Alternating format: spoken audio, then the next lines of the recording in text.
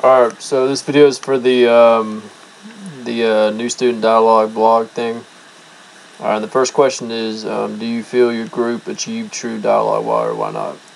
Alright, well, I definitely believe that we achieved true dialogue in our group. My workshop was based on the social and economic differences that are always present in college. You know, you always get a lot of like different groups of people, you know, living in the same environment. So. And it says that, you know, basically, I mean, people come from all kinds of backgrounds, you know, whether it's rich or poor, white or black, you know, American or, you know, foreign. And our workshop was kind of like touching on that, you know, it's kind of like showing us that there are a lot of different, like, cultures and a lot of diversity in college that you might not have had when you were, you know, before you came here. And, this workshop, it definitely helped me appreciate like where I've come from, my background and stuff like that a lot more. Hearing from some of those students that shared their stories or their testimonies, or like, you know, kind of like just put their input. You know, it definitely helped out. We did a lot of different group exercises. Like the first one, we got a sheet of paper and we'd write down like our different financial and social backgrounds, like where we came from, you know, like what class we're in, you know, our ethnicity, you know, stuff like that. Kind of like, it's kind of like, you know, shed some light on the different places that we're from. So anyway, and then we list those attributes, you know, whether it be like, you know, you were like 50%, like, you know, out of 100, you would list what you were like most proud of from your characteristics, if you like growing up in the way you lived. You know, whether it be like you're happy you're American, you know, whatever. And so then after that, we did that, and then after that we split into groups and set up by table, where each table was like basically a family, and you would there's a upper, middle, and lower class family, and or families. There's a few of us, and basically they would give us some money, and that's what we'd start off with, and then we'd get paychecks, certain stuff like, you know, certain like life situations, you know, would happen, and that would kind of, you know, they try and simulate life, you know, simulate life as an upper class family, as a middle, and as a lower class family. You know, like, you know, robberies would happen, you know, people would like need to get a new car or gas or whatever, you know, they would kind of simulated that stuff for us. And it kind of, you know, some people have grown up, like some people in our group, you know, grown up, you know, very poor, some have grown up, you know, extremely rich. And so, you know, if they were put in like the opposite category of what they lived at, like what they grew up in, it definitely helped them shed some light on,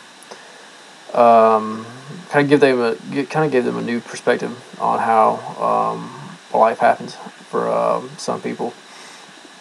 And then after that, they simulate life, and after that, we moved the tables to the wall, and we'd all kind of stand in a circle around the class, and we're supposed to like look down at our feet, close our eyes, and the instructor would ask a lot of questions, and we would step forward if the question applied to us. Like some questions like that stuck out to me were like, you know, have you ever you know, had to skip a meal because you didn't have enough money to eat? Or another one was like, were you ever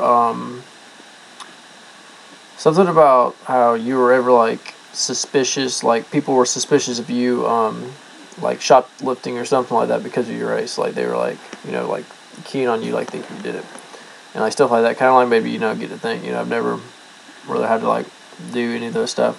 It definitely made me more appreciative of my background and where I've come from as a person. And then another question on this thing is asked if there were many active voices. I mean, there was a few people that definitely like spoke up. One of the ones that I remember the most is he was a guy that went and fought. I think in the Iraq War.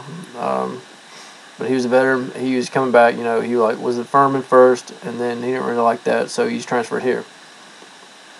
He's getting his education. So his outlook on life, like his perspective was different, because I think from what he said, he never really grew up. You know, he grew up like very poor, and he would talk about at Furman how there was like a lot of, apparently that Furman's like a rich school, I guess, and he would talk about how like the way they were living, like the way they were like spending money and stuff, he would never do because that's not how he was brought up. He was not brought up on 300, 400, $1 a week,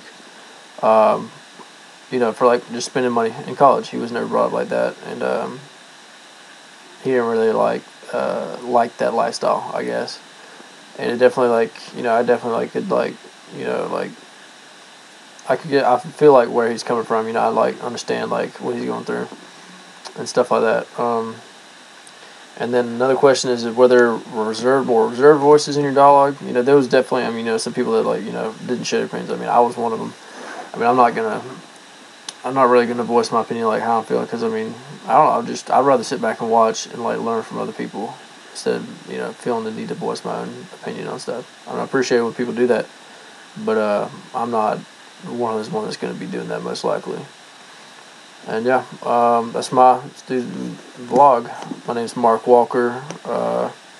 Clemson ID is like 5'5". I think it's like 7'4", 3'9", 7'7" 2". I think. Let me look that up in case y'all need that. 5'5", 7'4", 3'9", 7'7" 2". So yeah, Mark Walker.